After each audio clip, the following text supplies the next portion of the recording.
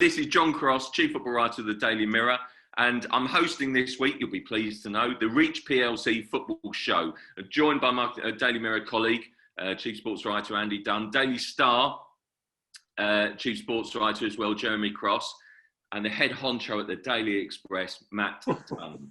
So we've all been away this week, actually, the pleasure of actually going to see some football. And I have to say, I'm sure we've all missed crowds over the last few months. But on this one occasion, I'm sure actually the crowd's probably quite grateful they weren't allowed in. It wasn't a very good match. It wasn't a very good match in Iceland either. But the headlines all week, let's be honest, have been dominated by the topic that we'll begin with. The Mason Greenwood and Phil Foden being sent home in disgrace. And frankly, where does this leave their England careers next to two of the country's brightest prospects? Andy, I'll start with you. What do you think now is the future? What happens next? For Foden and Greenwood, do you think? Well, there'll be no official sanctions, and I do think Southgate is right when he hints that, the punishment of being sent home in disgrace, the punishment of being front and back page headlines, bad headlines. The punishment of, going back to your families when you should be going back after making your England debuts, the proudest young men in the country, and instead you're going home to this. So I think, that is probably official punishment enough. But I think Gareth Southgate cannot, if he needs to keep the complete respect of all the players wanting to play for England, then he can't just bring them straight back in for the games in October. I don't think there's any way you can do that, because don't forget, we sort of majored on the fact that they had broken strict COVID protocol. But more than that, they broke the trust. Immediately on their first take to international senior football, they broke the trust of their manager. And I don't think it can't send any sort of good message out from Southgate to any player with aspirations for England if he just immediately welcomed them straight back into the fold. So I do think that there is not a chance that he can play them in those three games, in any of those three games in October. And then, of course, England do have 3 games in November. One recently announced yesterday against New Zealand, and then away at Belgium, and then home again the following Wednesday. Then he can play them in those games. But they need to go back. They need to perform for the clubs, and there's no way he can call them back in. Listen, they will be getting, in terms of punishments, there is this. They have embarrassed themselves, simple as that, and they will have to deal with that.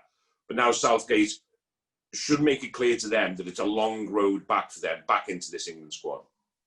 Jeremy, over the last couple of years, I mean, as well as Gareth Southgate has done for England, I think we can all agree that there's been quite a few disciplinary issues, isn't there? I mean, we're talking Rooney, we're talking Sterling Gomez, we've obviously seen the Harry Maguire, case.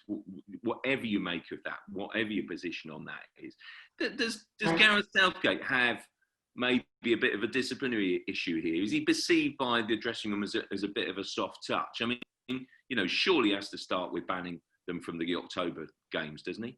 Yeah, listen, when the Rooney thing was interesting because, he was obviously photographed worse for wear at a wedding.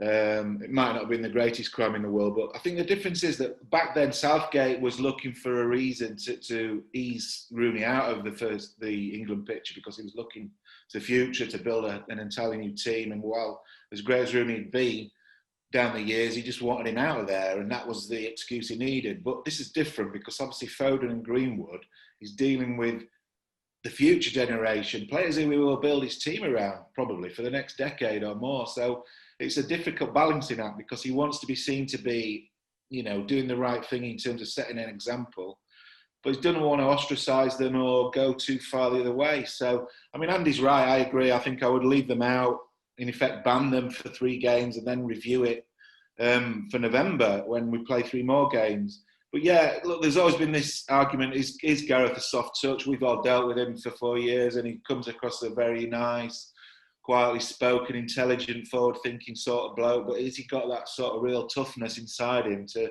deal with situations like this? And we don't really know, to be honest. I mean, Sterling got banned for a game, didn't he? And But what is banning a player for one game going to do? It's, these guys are going to play for so many years.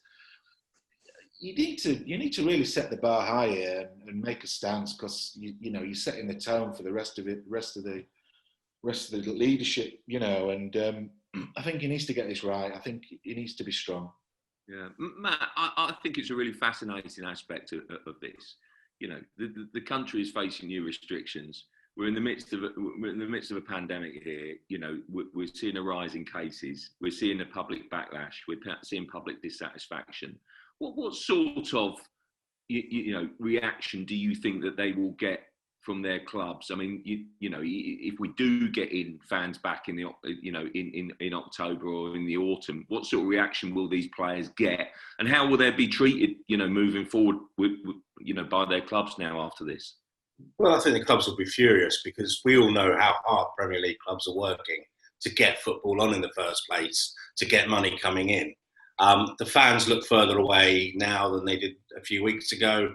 That's going to be a massive hit again. And this kind of lackadaisical approach to COVID is just not going to play well for anybody. I mean, I've not seen statements come out quite so quickly and quite so against players' behaviour on international duty before the clubs really had a chance to get involved. City were obviously furious. United, I think they used the word disappointing, but they don't, even that's a strong word for United. When it's not strictly their business, it's an international thing. You know how they're feeling. And they'll go back to their clubs. They'll be told in no uncertain terms that they've let their clubs down. And I think when fans do get back in, there might be, away fans don't need much excuse to have a go at players. There will be a backlash, and they'll just have to ride that out. Yeah, no, sure. I mean, while we're on it, the new restrictions, it's obviously made a lot of headlines this morning, because of football, and kind of we've obviously had the sort of it already had sort of Boris Johnson announcing that it sort of be groups of 6. It's not looking good for football, Matt, is it? Because, I mean, you were part of the Richard Masters sort of, conference call yesterday, so was I. Richard Masters, always talks a bit like a bit of a politician himself, frankly, getting a straight answer. He obviously wants to cover himself, but he's quite a challenge. Not even you with your expert questioning could draw that out. I mean, it's going to be a wait, Matt, isn't it, before we get crowds back in? It does seem that way, yeah. I mean, there might be a few test events, but it sends the wrong message out to the rest of the public in general. Why should Premier League football be different when we're struggling to contain this virus? I think it's entirely the wrong political message to suddenly say, well, you can all stand in a crowd. It's getting to games as well. It's not just the fact that you could dot them all around Wembley Stadium. You've got to all get them in there.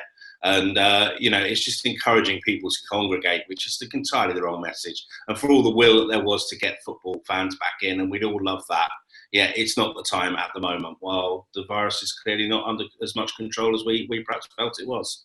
No, sure. And Andy, we've obviously been taken up all week with England internationals and England games, which feels very surreal with the Premier League not even starting until, this weekend.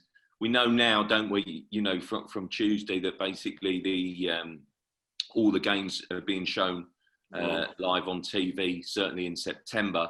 What do you make of that decision? And is that good news for armchair viewers? But how does that balance against the clubs? Is it the right thing to do? How excited does that make people feel about the Premier League starting this weekend?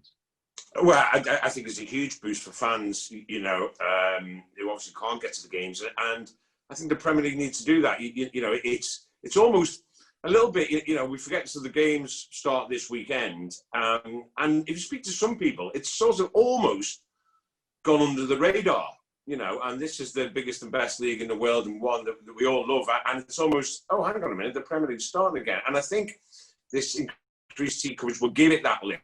We'll give it that lift as we get new Premier League season starting. We all know how exciting that is and how that's been. And it felt a little bit as though, because obviously the previous one was so different, and and it's not long finished. Basically, it feels a little bit weird that it's starting again. I think they had no choice really. I don't think you can have games that you can have completely empty stadium without the games being available to view to the wider public. My concern is what we've just been speaking about, is that if these restrictions, and, watching news bulletins this morning, they're now talking about these restrictions, up until Christmas. And if they stay that way, then it is hard to see how a significant number of fans can come back. And in which case, we start imagining the scenario of, every game in this Premier League being on TV, because every game will be behind closed doors. I mean, that is the sort of the nightmare scenario for Premier League owners, but it's what they might have to face up to. Yeah, it does feel absolutely surreal, doesn't it? I mean, Jezza, why do you think? I mean, is it because we've been on England duty this week? We talked so much about Foden and Greenwood, obviously, because their clubs are getting a delayed start. I think Andy's spot on there. That basically doesn't feel quite as if the Premier League is kicking off. Why is that? And will we quickly adjust come Saturday lunchtime? Yeah, I when I was sat on the plane yesterday coming back from Copenhagen, I actually started thinking, God, the week I'm doing Liverpool Leeds on Saturday tea time, and I'm thinking normally you'd probably spend about at least a week thinking about that game and the other games that are coming, and obviously because of what's happened last season and it finished late, and then we had the Champions League. It's almost like it became a bit of a blancmange of fixtures, and there was the Europa League, and then England started these games. So it all sort of continued through, July and August, when normally we would have a bit of downtime. And it's all odd. It is odd, and but once Saturday comes, and the games get going again, I think it won't take long for us to all feel like we're back in a swing of a proper new season, and it's going to be. No, there won't be any fans, obviously, but it will. Apart that aside, it will feel like it's going to be another great 8-10 months of domestic football. Yeah, Matt, do you think we've got a danger here that football might, I don't know, eat itself? Because while obviously fans are desperate to get back, and I guess once they do, that will give football such a different feel and such such an incredible lift, because we miss them so much. But these games thick and fast, it's a real. It's the fixture list is squeezed up, isn't it? Sort of England have got to get their games in somehow. The kind of the Premier League sort of squeezed in before the Euros next summer. How's it all going to work? And is that going to affect the quality of the football, do you think? Because I do think that players and managers will be worried about injuries, won't they, and fatigue? Yeah, I mean, it will fall into more of a rhythm now. Part of the reason it doesn't feel like the Premier League's starting is because it only finished a few weeks ago. You had a break. It feels like back to more games. The difference will be when those first league tables start getting printed and people start plotting how people's seasons are over within 4 games and all the rest of it, and the doom and gloom hits in and the emotions start running again. And I think people get used to it. As to the quality of the football, I think it is going to be a bit cagey, because there is this sense that you're nurturing players through a really difficult time. It'd be interesting to see what happens with the substitute decision, with the amount of weight from the continent about whether we go to 5. I hate the idea, because I think it changes the game completely. And it's a danger that it becomes a permanent thing, and I don't think football should be like that. I think it should be 11v11 with a couple of changes. But yeah, it is going to be a different game for a while, but it's gone on that we're going to get excited about, we're going to argue about. VAR is going to make another mistake. We're all going to say that's not changed. We're all going to say, oh, well, Arsenal, for all their changes, are they really getting back again? Has Mourinho lost it? Is Ole Gunnar Solskjaer the best thing since sliced bread? All those things will start talking, and they'll change week by week. So yeah, I think once we get into it, we'll still love the Premier League as much as ever. We've had some jousting already, haven't we? I mean, you look at sort of kind of Jurgen Klopp on sort of kind of Chelsea signings, that sort of thing. I mean, we're gearing up, aren't we? Has he got a point there, do you think?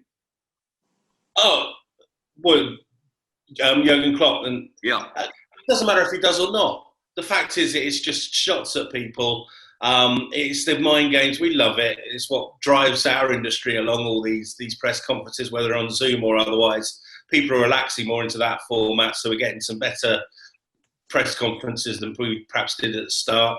And it's all just part of the tapestry of what the game is. Let's not pretend. It's not just about the 90 minutes. It's the whole week's worth of discussing what's going to happen, what did happen. And I can't wait for that to get going again. No, sure. Right, guys. Now, season nearly upon us, so I am going to do our sort of mini season preview, and I'm going to go around with each category. I think sort of kind of round the floor, if I may. We're going to get everyone's top 4, everyone's bottom 3, a surprise package, best signing, the worst signing, and who has done the best business and who must do more. So, Andy, I'm going to start with you, please, and your top 4. Top 4, I think Liverpool will retain the title. I think Man United will go on better, finish 2nd. I think Manchester City will finish 3rd. And I think Arsenal will finish 4th. Whew. What faith in Mikel Arteta there, Andy? In faith, I was hugely impressed with them, John, towards the end of the season, particularly, obviously, what they did in the FA Cup. I like the cut of his jib, Arteta. I like the discipline he's got there in terms of tactical discipline. And, you know, I think that they've got goals in them. I like what he's doing. I think they will have a promising season, and I think they might nick 4th. Conspicuous by their absence, Chelsea. Now, we disagree over the merits, don't we? I think Frank Lampard did an absolutely incredible job last season.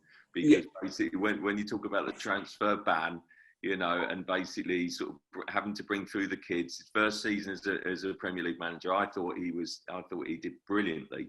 You're not quite on the same page, are you? And you also left him out of your top 4. I have left him out of the top 4. I thought he did an okay job last season. I think he's still got a lot to prove. I hope he succeeds because, you know, he's such a great character and he's brilliant for the game. I really hope he succeeds. But I didn't see much last season. Their defensive vulnerability last season, they conceded 79 goals across all competitions last season. They haven't solved the keeper conundrum as yet.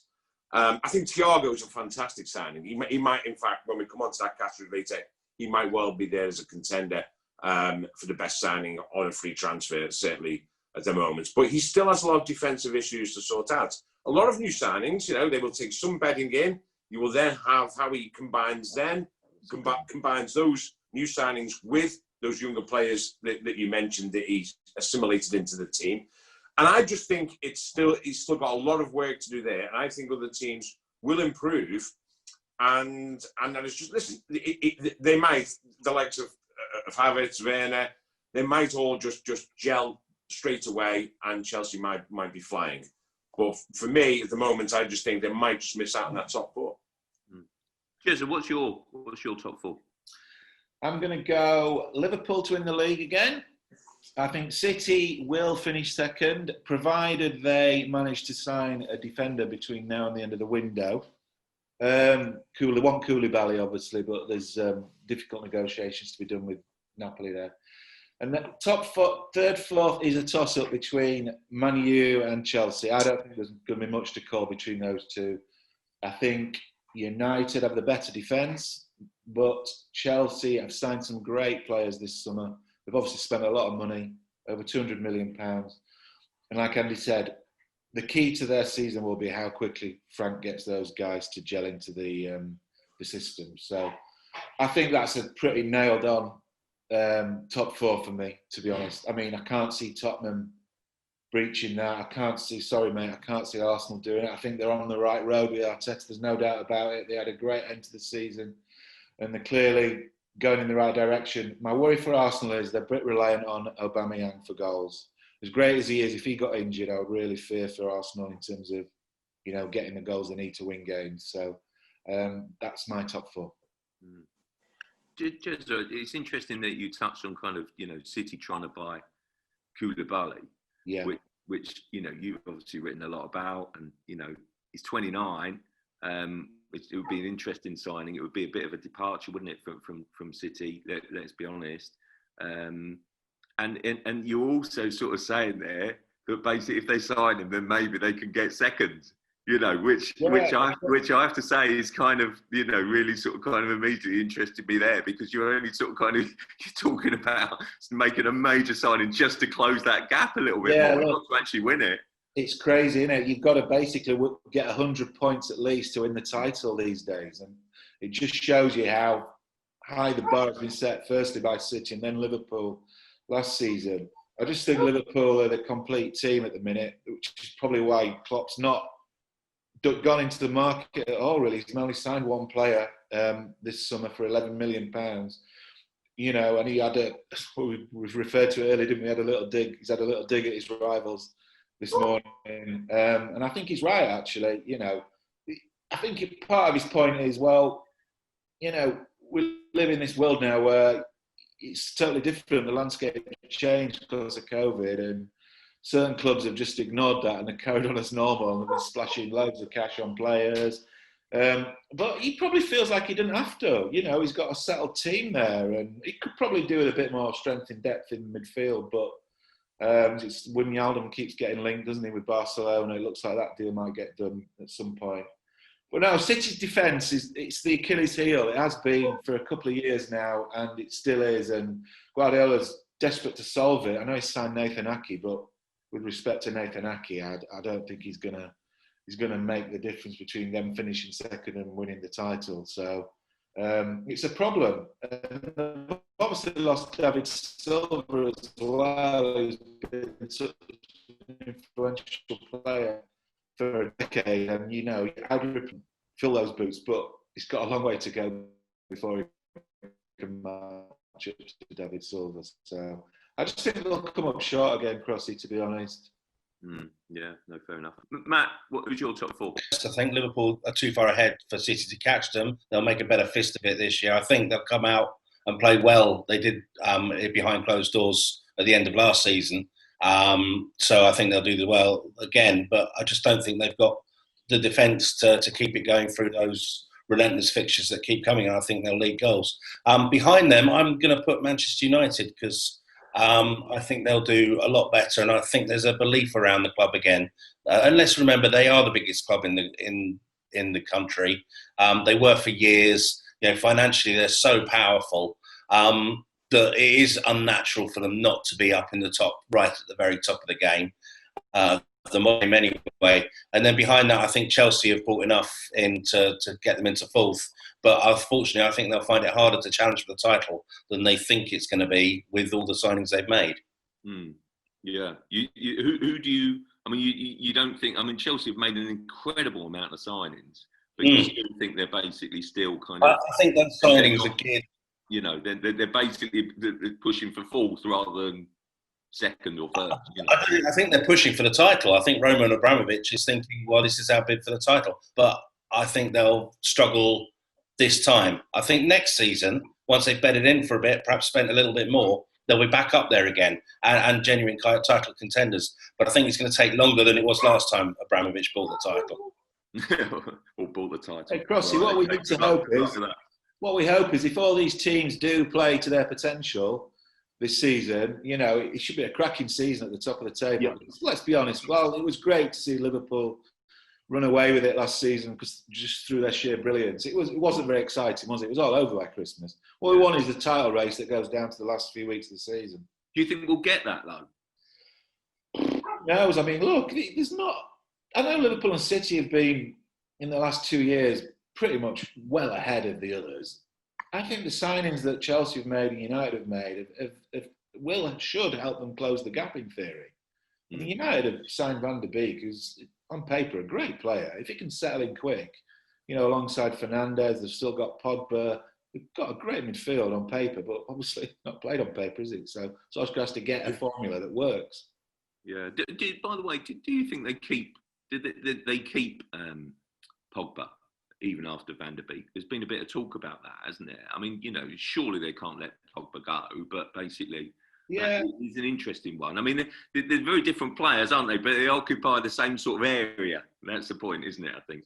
Yeah, look, you need strength in depth in midfield. It's where a game's won and lost, really, when you think about it. That's been the case forever and a day. So Solskjaer is one of the main jobs he's got is to keep them all happy. I mean, for me, Fernandes is a shoo-in. You can't play him every game, obviously, but, you know, he's one of the first names on the team sheet. Pogba flitted in and out towards the end of last season after lockdown, showed some brilliance and then meandered through a few other games. He's still a very frustrating player to watch, but there is a great player in there, as we all know. So, and he gets on well with Solskjaer. You know, they have a good relationship. So I think he'll stay. And he'll rotate as best he can, Solskjaer, and try and keep them all happy. Yeah. Right, I'm going to look at the other end of the table now. If the dog yapping in the background, or less about to say. Andy, can I have your bottom three, please? You can maybe before I do though, John. As chief football writer of the Mirror, what's your top four? You didn't give us your top four. I was thinking of host. I could dodge it myself. You cannot get away with that. Well, okay, fair enough. Off the top I'll come back to my bottom three after that. Oh no, I'm definitely dodging the bottom three. So top one, Arsenal, yeah. No, I listen. I think that Liverpool will retain the title, and I do actually think that Man United will finish second, and then I think it'll be Man City third, and then I think it'll be Chelsea fourth. Which, I just think North, for North London, Spurs and Arsenal. I'm not sure about Spurs. It'll be really interesting. I think this is a real test of Jose's mettle. I was quite impressed with him at times at Spurs. Let's see how he kind of views the whole season. I think Arteta is going places, but honestly, it's going to take time. That top four and the money that Chelsea have spent is phenomenal. I don't have a problem with it at all. By the way, with Chelsea. I think the Premier League is richer for having in footballing sense, for having a better Chelsea.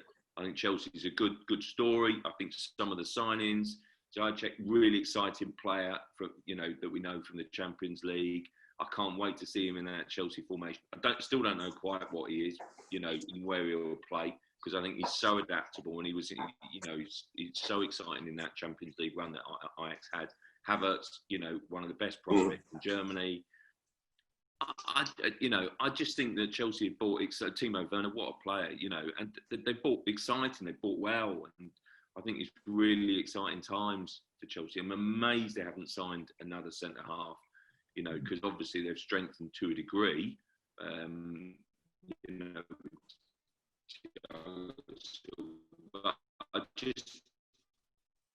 But goals last season was such an issue. So I think it'll be really interesting to see that. But I think that City, I love City. I think City plays super football, but I feel, they were so, had so many defensive issues. Have they solved those? Not yet. So no. I think they're in danger of falling back a little bit. Obviously, I've got a question for you. Do you think Mourinho will still be Tottenham manager this time next season? I'm not convinced. Me neither.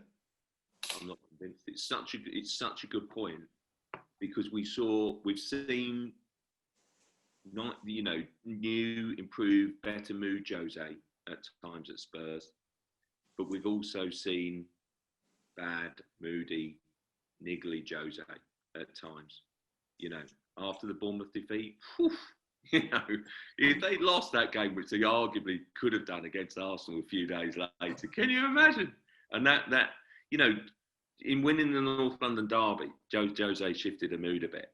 But I think it's a great point. I think it's a massive season for Jose, because Jose, let's be honest here, he's been brought in to bridge the gap between Tottenham as nearly men into winners. Yeah. They don't want to see him go backwards. They basically, and therefore, Levy has been very, very precise and particular in the reasons for bringing in Jose. So, sorry, but basically you've got a season to do it, because you've been brought into a winner, and that is the issue. So there's so many, I think, interesting side stories to this Premier League this season. I think that's the reason why it's got the potential of being incredibly exciting. But right, Andy, we're going to move on. We're going to move on to you, pal, and your bottom three, please. Yeah, bottom three. Just quickly, just one point on that Tottenham scenario. I will do the bottom three after that. But one point, I think it's been interesting with Harry Kane on international duty, how he's kept coming back to, now's the time for me to step up and win trophies. We asked him how Jose could help him. He said, well, he can help by getting a Tottenham team competing for the Premier League. And it's interesting, that subplot. You mentioned there, John, the different strands. there is a subplot there of Harry Kane at the stage now where, listen, it's all well and good, Jose getting all his PR from the documentary, but now he needs to produce a team that will win trophies, or that will at least compete for the big trophies, so they can then keep Harry Kane. And I say that's just another subplot just to the Spurs story.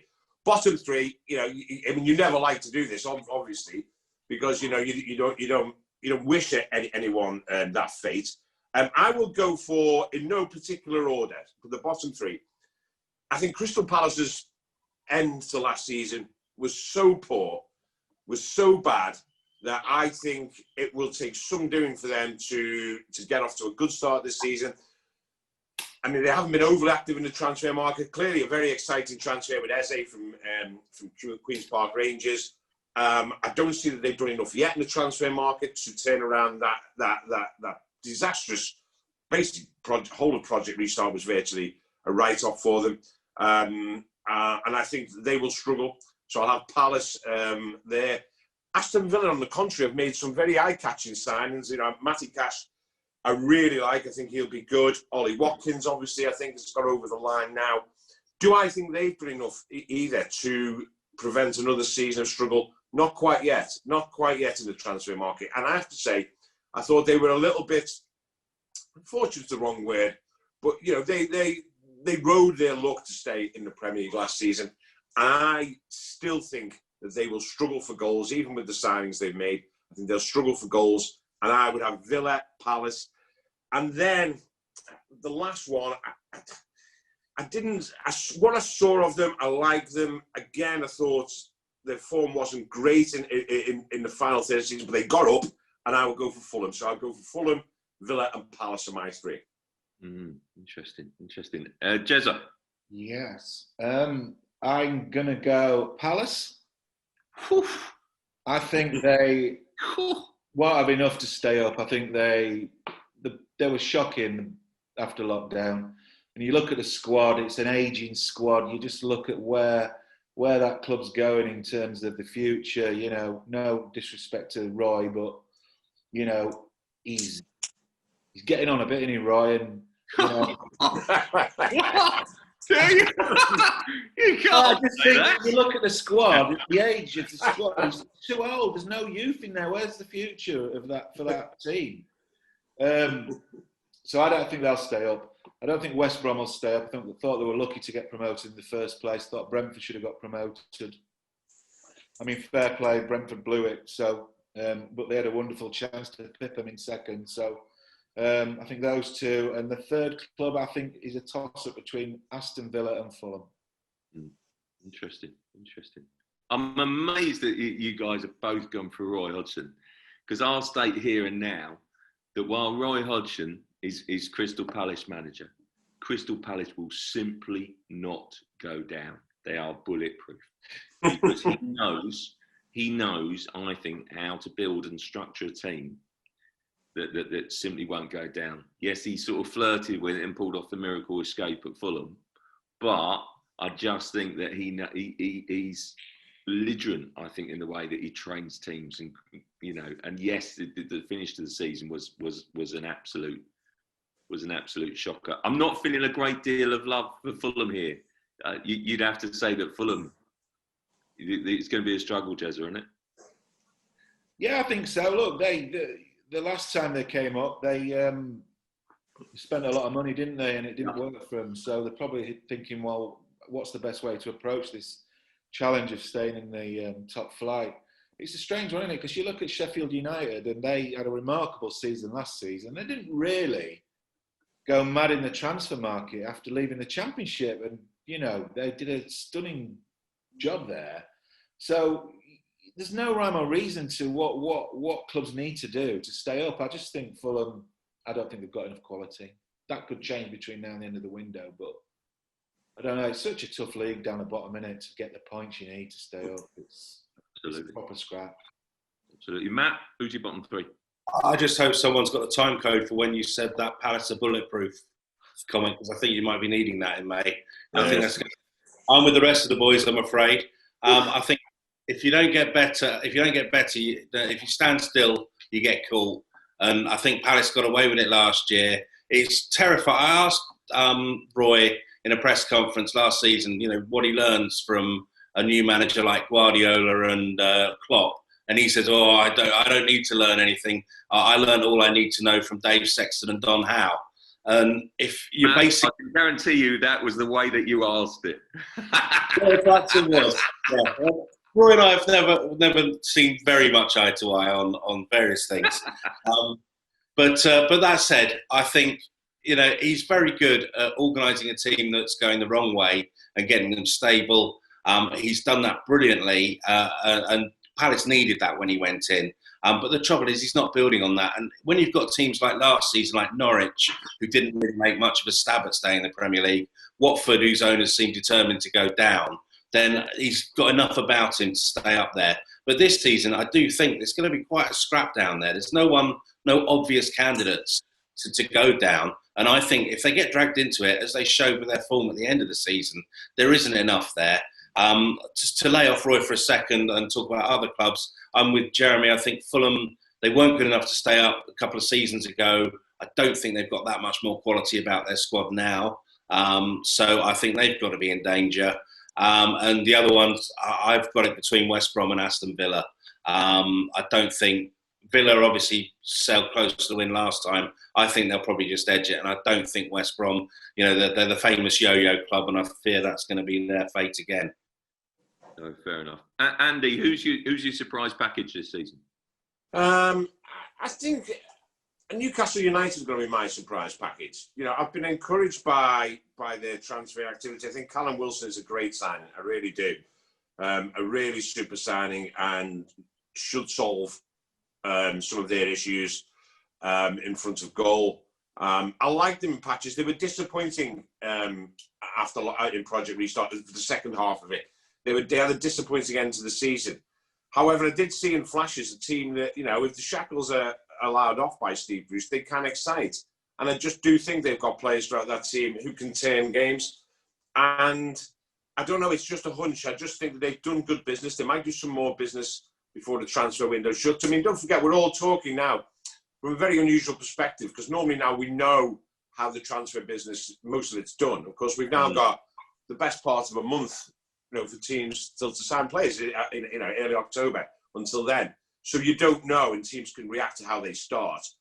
But I just think that considering the off the field issues that they've got, I like what they've done this summer, the support that has been given to the manager, and I think they will certainly be competing in the top half for the entire season. I don't think they need fear any relegation battle. I think they can have a tilt. Breaking up into that top, looking ahead to the top 6, top 7, top 8. And what I hope they do, which I think will be inexcusable if they don't, is give it a really good crack at the cup competitions, particularly the FA Cup. Yeah. Jezza, who's your surprise package?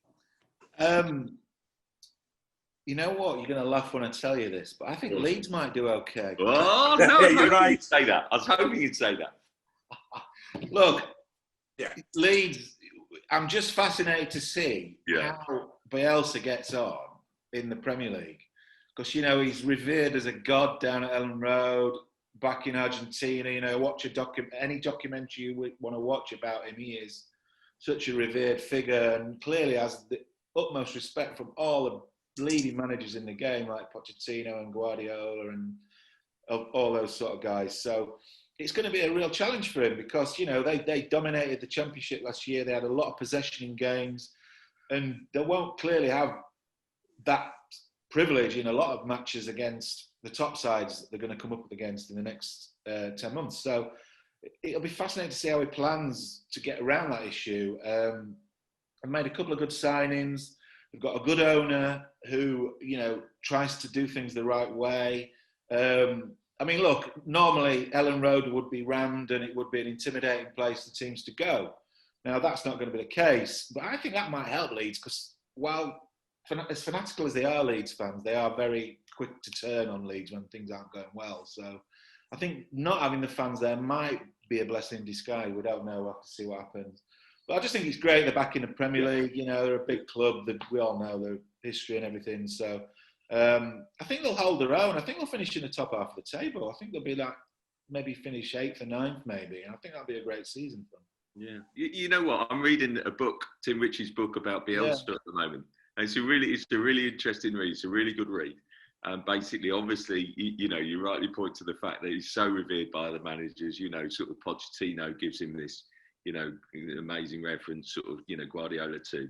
And then basically, you read the book and actually you think, well, I'm sure that Tim wrote it from the perspective I'm writing about this kind of, the secret behind the genius. But actually, when you consider his career, there's a lot that has gone wrong with it. And basically as well, it's been sort of, very up and down. He's an interesting character, interesting formation, interesting tactics. And yet to really, really, really kind of establish this kind of, slightly fanatical, slightly strange odd genius, I guess Leeds have got to have that amazing season this season. Well, he's not actually won a lot, but Bielsa, No. Look at CV, he's not dripping in silverware, put it that way. But I think he's a hard guy for us guys to get to know, because you do a press conference and he clearly is uncomfortable with dealing with the media. He's not really learnt the language. He doesn't give a lot away in his press conferences. Small talk's off, mate, isn't it? You what? Small talk's off. Yeah. But he clearly gets the best out of the players he has at his disposal, and that is all you ever want from a manager, really, isn't it? So, they buy into him. It's a bit like what Klopp has done at Liverpool. The players really buy into his methods, and it's worked so far, and I hope it works again next season. I really do, but I just think Leeds should be. I mean, no one has a divine right to be in the Premier League, of course not. But I just think Leeds should. The Premier League's a better place. Back. Can I just say that the guy that's going to have the right hump that we're talking so much about Leeds, who kind of stealing his thunder? It's Matt Dunn. Yeah, this is an opportunity to talk about his experiences of covering Leeds in the Champions League and how amazing Ellen Road is. Come on, Matt, who's your surprise package? And you can't go. I'm going here for my second choice. Go on. Go Leeds. Also, everything Jeremy said, obviously. I love them quite a lot. You reached out, David O'Leary, yeah? There's an anecdote on every occasion. Throw Southampton into the mix. Because the more I hear about Ralph Hasenhüttl, the more I like him. He kind of crept up in the dark arts stuff with James Ward-Prowse. It's obvious he talks around the whole game. I know he made an impression on you, the volume that he created in those empty stadiums. He is obviously a lot more of a character than I think his press and his persona give to him. I was there on that 9-0. I saw how low the team went. And for them to be where they were at the end of the season and now coming in on a fresh, without that 9-0, on a fresh season, I think they could be outside contenders for a European place. Matt, I'm going to completely endorse that. I'm a massive admirer of. Well, I changed my mind. Leeds. No, Southampton. I think the Ralph Hasenhüttl, terrific, and I basically think full of energy and play. I just wonder whether it's so difficult for clubs in the market right now, and I wonder whether that they'll finish up the summer feeling that they've been able to do enough rather than that they've done enough. But basically, I'm a huge admirer of the way that club is run, and basically, in Hasenhüttl, they've gone back to doing what they did best, if you like. Basically, slightly left field, but very ambitious appointment in Hasenhüttl. It's possible. I think they're going places, absolutely terrific. Yeah. So my next category is I'm gonna group together the best signing and the worst signing. Andy. This is a tough one. I've actually got a character who I think will either be the best signing or the worst signing. I'll go with him first. I wouldn't use it, but James at Everton could either be the best signing or the worst signing. Equal possibility of both. He could recapture that sort of form, that we saw half a decade ago, the sort of form that took him to Real Madrid and to Bayern Munich. He might be a superstar in the Premier League. He might be at the age of whatever it is, 29. He might relish it at Everton in the challenge. And for 20 odd million, he might seem, a bargain and be a superstar of the league. On the other hand, he might come here and he might not really fancy it one little bit. He might not fancy the trainer at Everton down by the Mersey Estuary. He might not fancy the rough and tumble that he's going to get in the Premier League. He might find it a bit quick for him. He might find it all a bit, actually, Everton isn't quite, as great a club it is, isn't quite a Bayern, isn't quite a Real, and he just might not fancy it. Honestly, that could go either way, and that will be fascinating to see which way that goes. It's also, by the way, slightly against Everton's policy that they said a couple of years ago, Bayern, sort of young players who would develop and increase in value. But that's fine, the pull of Ancelotti, whatever you say about James, it's going to be fascinating to see how that works out. But I would say, I like we'll talk about Leeds. I think Rodrigo signing for Leeds is a coup. He had, he had that short spell at Bolton, but since then, he's won 20 odd caps for Spain as a striker. I know in Spain they were quite surprised and quite sort of, I wouldn't say offended that Rodrigo had gone to Leeds. I think one commentator said it was like Harry Kane going to Eibar or something, a mid-table Spanish team, which is a bit disrespectful to Leeds. But I think Rodrigo is a good signing for them. I mentioned before, I think Thiago won a free to Chelsea, even though is he 36 or 35 or 36? 35. I think is just a class act. But another free transfer that I'm going to go for, I'll finally settle as the best signing. And whatever you think about how it happened and the connections involved, I think Willian to Arsenal is a great signing. I think you will get, he's 32, but I think Arsenal and Arteta will get 2 seasons out of Willian. I think he's a player who has got better as he's got older. I think he can deliver dead balls. I think he's incisive. He's a good finisher. I think he will fit in perfectly to what Arteta's trying to do. So I think, considering obviously it's cost a lot in wages and probably cost a lot in agent's commission, I think Willian I'll go for as the best. The worst signing, again, I go back to how James could possibly be the worst signing. I do think you probably have to take into account the price, in terms of you could go for the signing that isn't the best value for money. And in that case, I just think that I'm not quite convinced, and maybe I haven't seen enough of him, but what I've seen of him, I don't think that the Højbjerg going to Spurs is the best bit of business Spurs have done. Simple as that. I just don't think, I'm not entirely sure that's what they need. I hope he does well there, but I just think that Højbjerg, to me, looks one of the least eye-catching signings. Let's put it that way in the summer. Interesting. Yeah, Jezza, your best and worst. Rather than cheat and do what Dunny has done, is now taken over, by the way, as chairman of the Mikel Arteta Appreciation Society from my own good self. But I'm gonna go for 1 and 1, please. Your best. So I think best signing will be Kai Havertz at Chelsea. I know it's cost them a lot of money. I think it's 62 million, was he? Second highest signing they've ever made.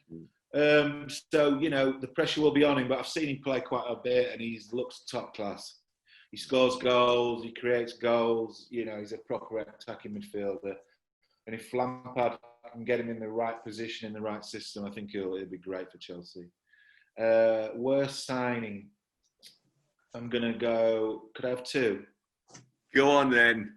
Nathan Ake, 40 million for City is just a shambles of a deal, to be honest. I think City signing Nathan Ake for 40 million, I think that's a joke, to be perfectly honest. I don't think he's anywhere near worth that money. Didn't stand out for the Bournemouth team when they got relegated. Not saying it's his fault they went down, but you expect a player who is about to join Manchester City for all that money to really stand out in a poor team, and he didn't. So I'm not sure about that. I don't think that might, and he won't play all the time. You know what Guardiola's like with his chopping and changing. So I don't think that's a great deal. And just to repeat what Dunny said, I think Everton signing James is going to explode in the face. I just think it's just going to be. He was a great player 6 years ago. Since then, he's done relatively little. So, all right, he's only cost 20 odd million, which in this day and age is not a fortune. But, he comes with a huge profile because the clubs he's played for, and the fans will be expecting him to get 25 goals maybe. But I just can't see it. No, sure. Matt? I'll just go for one. I'll play the game properly. And it's even a repeat one as well to keep it really short. Nathan Ake, for all the reasons that Jeremy said, it's the wrong signing for City. He's not going to take. He's not the mad player they need, and they paid too much for a player that they don't really need. So it's just in between. I don't get that at all. The signing of the summer, though, I think will be Jaden Sancho when he goes to Manchester United. Because I think it'll be a reminder to Manchester United that they can do a big deal. They can flex their financial muscle. They can get big players in, and they can start thinking of themselves as a team that can challenge again for the title. And you're convinced that will happen? I think that it will happen. I think it has to happen for United, because if United can't get this one over the line, absolutely the opposite of everything I've just said. They're back in the doldrums. I think that's a key signing. It's a sign of how seriously they are as a football team, rather than just a money-making venture. Yeah, I'm really torn over it. I just think that basically, I think it'd be a great signing for United. Please don't get me wrong, and I think the way that he played or didn't for England, I just think it's obvious that his mind's already on Old Trafford. But Dortmund don't need to sell. We've seen a few stories around, haven't we? Obviously, that kind of United are hopeful. Obviously, they're sort of kind of making progress on agreement. I mean, Jezza, I know you've covered this a hell of a lot, but I'm still not completely convinced that this will get over the line, because I think it's Dortmund will have to lower their price. United have to raise their kind of the stakes a little bit. It's already become a saga, and I just think, I don't know, does it happen? It feels like there still needs to be, despite the kind of a few good noises, positive noises, it still feels like there needs to be a lot of shifting. I think the thing is, going to lose face. The interesting thing with this situation is that clearly they want him. Ed Woodward, the chief executive, made him his number one target. They've spent weeks and weeks trying to get the deal done. I don't think the issue is between Sancho and Man United. I think it's clear that he wants to go to United, despite anything else that anyone else says. The issue is the fee. And United have just got Van der Beek from Ajax for 40 million quid. Yeah. And this Woodward sees that and he thinks, well, actually, that's a sign that that's where we are in terms of the transfer market these days, because of the impact of the virus.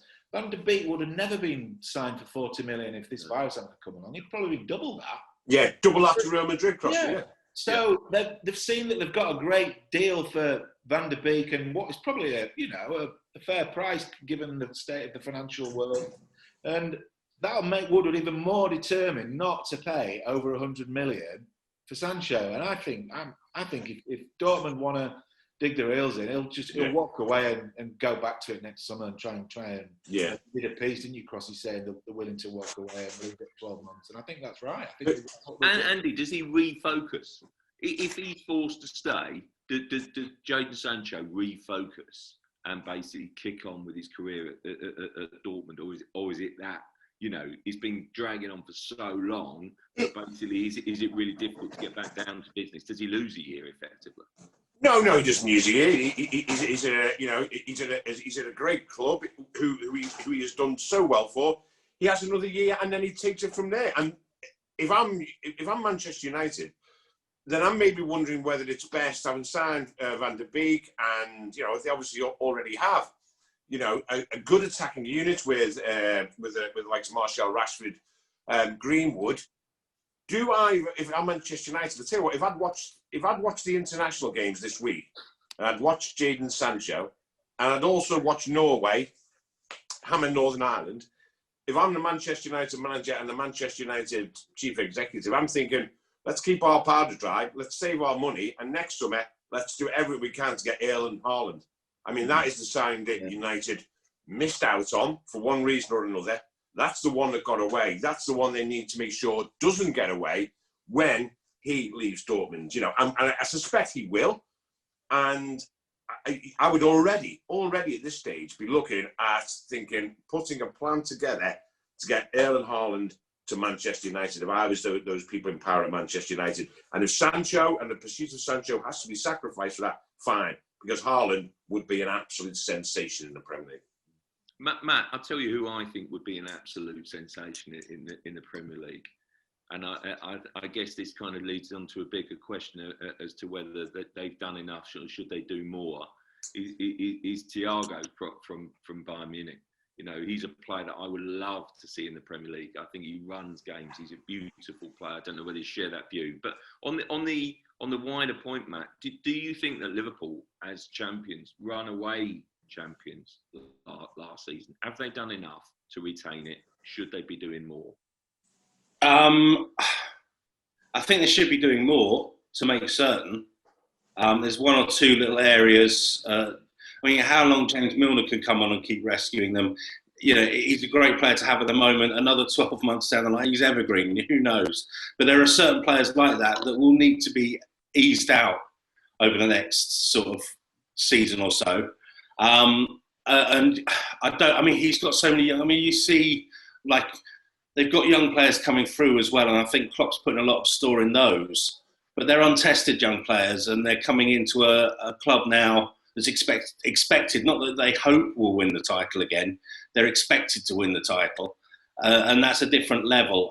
Yeah, I agree with you. I think a player like Thiago would complement them, would add to them, especially if they do lose Wijnaldum. You know, I think they're far enough ahead they'll get away with it. But I don't think they should be getting away with anything. They should be making sure that they win the title this season, because it's theirs for them to take again if they manage it properly. No, sure. Andy, I was just going to ask you, because I think the other guys sort of kind of touched on Leeds a fair bit, but how do you think the promoted clubs will fare? Well, as I say, I think Leeds. I'm with the lads on Leeds. You know, I do think it'll be a fascinating thing to watch. Not only have they made a good signing or one or two good signings in the likes of Rodrigo, they've also made quite a number of signings. So in terms of volume, you know, he seems to have increased the depth of the squad. And whereas Fulham and West Brom, you know, not particularly eye-catching in the transfer market. Obviously, the lad who West Brom signed from West Ham, we'll be looking forward to seeing how he gets on. And I think they will find it a struggle. You know, how they performed in the Championship last year. And I look at the strength of the Premier League. I think there's some sides that finish bottom half of the Premier League that will improve next year. So I think they will find it a struggle. I don't think you'll see a sort of. I think all three teams will probably be in the bottom half. But with Fulham, probably the team probably to struggle most. Jezza, who do you think? You know, perhaps. You know, we talked about lots of good signings, lots of exciting signings. Is there any club that kind of catches your eye that maybe we're thinking, you know, should be doing a bit more?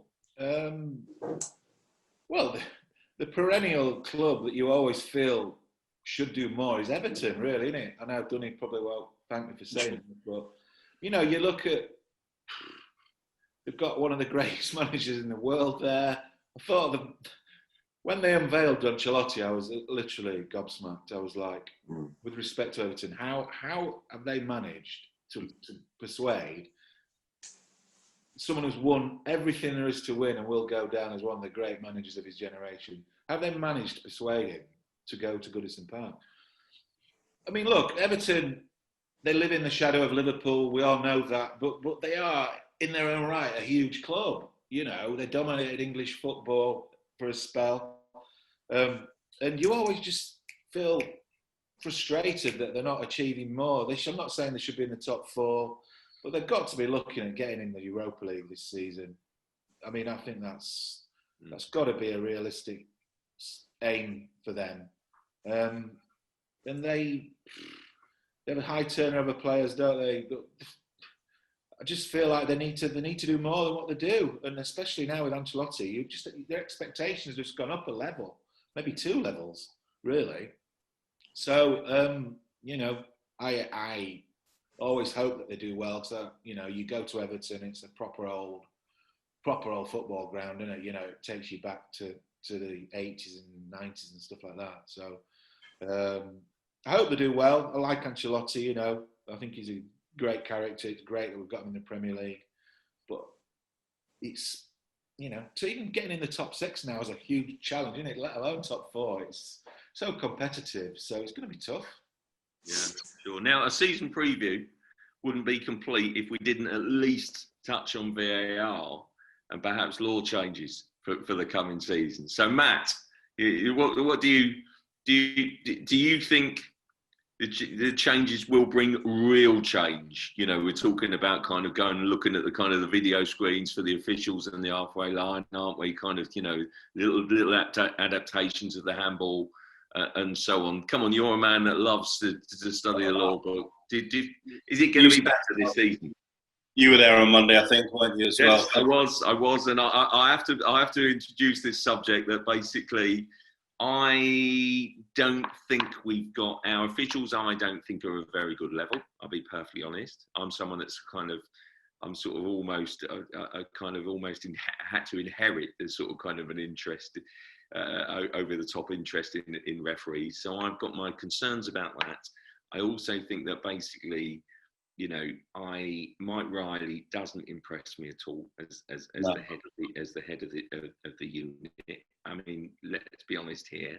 He dissuaded referees from checking their pitch side monitors, and then to hear him talk on Monday as if they've always had the freedom to do that, but now they really can. I mean, it's just, I'm sorry, but if I was a referee, I wouldn't be inspired by him. And I don't know that. I think to a degree they've kind of taken away slightly taken away the power from the organisations like the Premier League to try and run it on a level playing field. So what do you think? Do you think I agree with what you said. The important thing is I don't think Mike Riley is in charge anymore. Not in terms of the way the game functions and the way referees run it. And I think people will understand a lot more. If a referee goes and looks at the monitor, looks at it again, and still makes a decision you disagree with, then you would say, right, well, it's his judgment against yours. That still makes sense. The trouble is, it was painted as these people in this box in Stockley Park that would come out with you put in a decision and it'd come out with the right answer. And that was never going to happen. But at least you can see what's going on. You understand what's going on. You can blame the referee and say, oh, well, that's typical of this. That's the sort of thing that would really, there were red card decisions that were being made on the field and go by somebody who flourishes red cards regularly. And the decision was being made by someone who hadn't given a red card all season back in Stockley Park. And you think there's no consistency there. This time, we all know now who the referees, how they referee. The players know how the referees referee. And at least on that sort of thing, they know certain challenges are going to get a red card from certain referees. And that's the way it should be. It should be consistency across, but all the time it is subjective. Let's at least have one person making the decisions, and that is going to be a huge improvement. I think the idea of zero tolerance offsides is just something we're going to have to get used to. Nobody likes a game stopping, and I mean, without fans, it's not quite so vital because you don't cheer and then wonder if you're going to. But if you're going to use technology to make the judgment, let's do it right. I tell you what, Gareth Southgate would have killed for VAR in Iceland because 6 minutes in, we're 1-0 up and probably go in and win by 4 or 5. So let's get those decisions right. I think, it's important for the results, which is ultimately what sport's about. But yeah, I think seeing referees looking at monitors, still probably making mistakes. We'll still call them what we call them, but at least it's personalised again, and it becomes about the man in the middle. Even with a little monitor to help him. Yeah, absolutely. Right, guys, thank you very much indeed. I think that winds us up really. No preview, as I say, would be complete without Matt ranting about VAR and also having his say on Leeds. So anyway, guys, thanks very much indeed for joining me, and I can't wait to get back to the season. Actually, I can't wait for Saturday to start really, because it doesn't feel like the season is upon us quite yet. But I'm sure, as we alluded to earlier in the show, once it kicks off, I'm sure we'll enjoy the ride right until the end. So thanks everyone for joining us, and see you back here, same place, same time next week.